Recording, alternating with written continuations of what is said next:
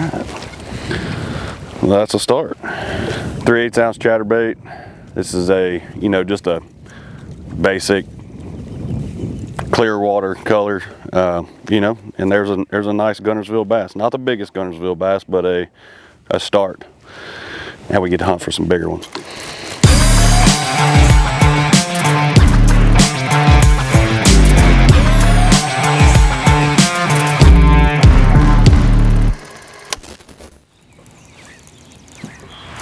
There he is.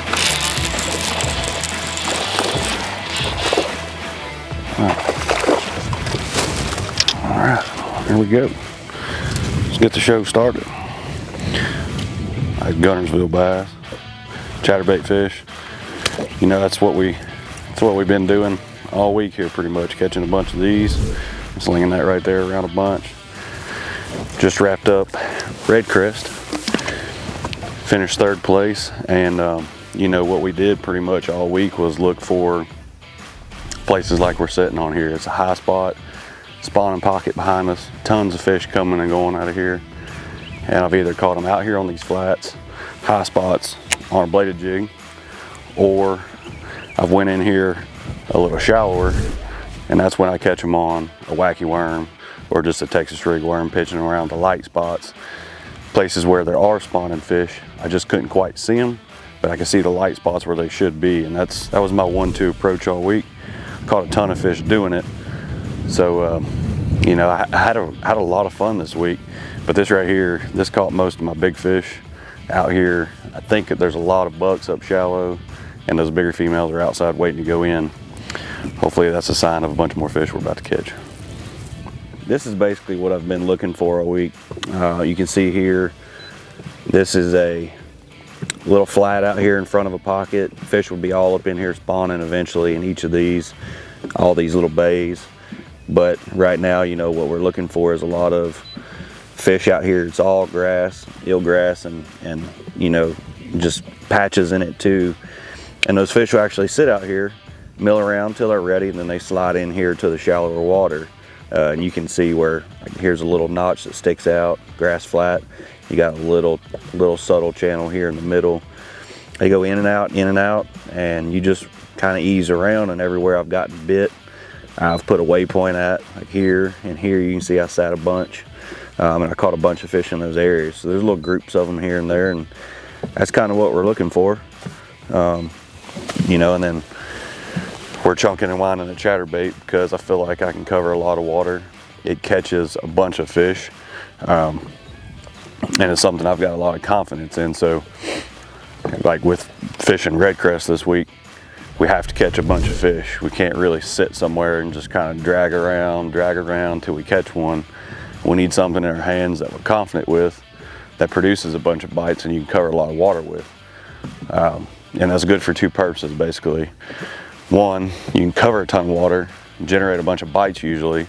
And 2, as you're covering a bunch of water, you bump into groups of fish. Like this area right here has got a bunch of fish in it. Once I get into those areas, then I can slow down with Senko or slow down with a worm, and I'm confident in dragging around a little bit and producing more bites. But if you don't cover a bunch of water and find those groups, you're gonna get left behind in this format. When every fish counts, you gotta catch at least 2 pounders or better. And if you're dragging around somewhere that's unproductive, you're just getting left behind. That's basically what we've looked for all week here on Lake Guntersville, and it's been a pretty successful week. This is a Alpha Angler mag rebound, 7.6 medium heavy moderate fast rod. It's not, I use a shorter version of this rod most of the time, but this week when we've been in the grass, I've been making a lot of really long casts. It's helped me stick those fish and get them out of grass too at times when they get buried up. This is a high speed 8-to-1 ratio reel. Me personally, I prefer a fast reel with a chatterbait. I just physically make myself slow down when I need to. The retrieve, a lot of guys will say you need to use a 6-4-to-1 or a 7-to-1 ratio reel. My opinion is I use a faster high-speed reel, and I just mentally keep myself in it, thinking about it, to slow down But when I do get bit, I can pick up all that extra line, pick up that slack quicker, or if they hit it coming at me, I can pick up my slack fast. And this is 20-pound, pretty much all I throw is 16 and 20-pound T7 fluorocarbon from Yo-Zuri, and man, it's good stuff. This has been a combo that I've had on the boat all week, one that I've thrown probably 75% of each tournament day, and it's done a lot of damage for me this week. Another Guntersville bass. I don't know why I still have the habit of letting them go below the gunnel. I feel like I'll get a penalty if I don't do it right.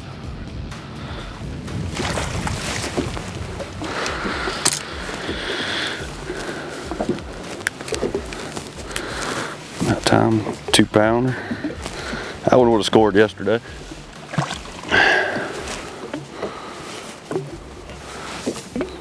So that's my other approach this week when I get around a bunch of fish. Places where I know there's a bunch of them, I was just throwing a worm like this. I'd slow down a little bit, drag it around, catch some, and then pick chatterbait back up and go till I knew I got around a bunch more, and then I'd pick this up when it slowed down or when I wanted to just show them something different. And that's as simple as it gets. 3/16 weight, a baby brush hog, and just a worm hook. Pretty simple.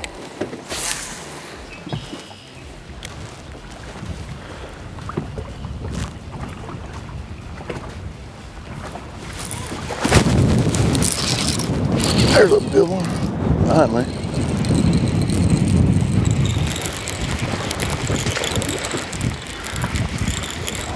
Better one anyways.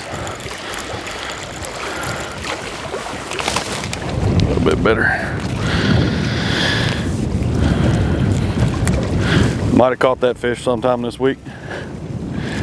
Bunch of them out here like that. That's a 3-pounder. Now we'll go over this worm setup that we've been throwing all week. And I don't think the bait really makes that big a difference, but I got a lot of confidence in this color. This is just it's a baby brush hog, creature style bait, 3/16 tungsten weight, and a worm hook. Pretty simple there, but the rod has been an Alpha Angler Zilla. It's a 7.3 medium heavy. One of my favorite rods from them. I can do a lot of stuff with this, from throwing a worm to a buzz bait and dragging a jig and stuff. And again, like my chatterbait setup, this is an 8-to-1 reel. And like the other setup as well, 20-pound T7 fluorocarbon. This is one of my all-time favorite setups to do a lot of stuff with, and this week it caught a lot of fish with this worm. I'll make a long cast with it. I'll let it hit. There's one right there. Nice. And hold on to it. Throw it out there like that, let it hit the bottom.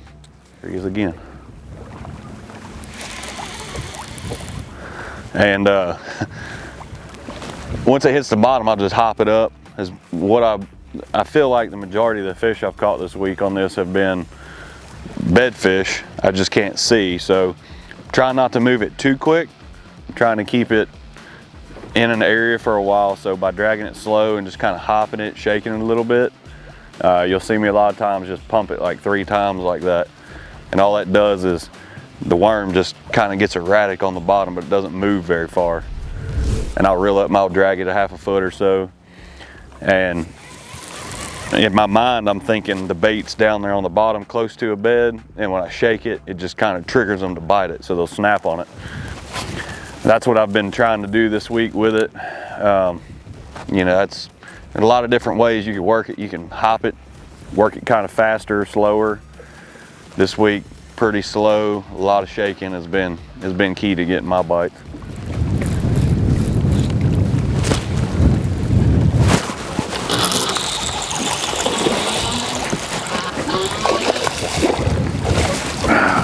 There we go. That's how we've caught them all week, right there. 2-pounder, 3-pounder, 2-pounder, 3-pounder, 4-pounder, 5-pounder. It's a nice fish.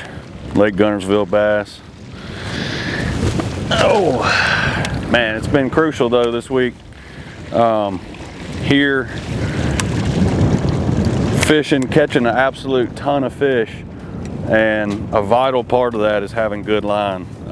You know, this is Yo-Zuri's T7 fluorocarbon.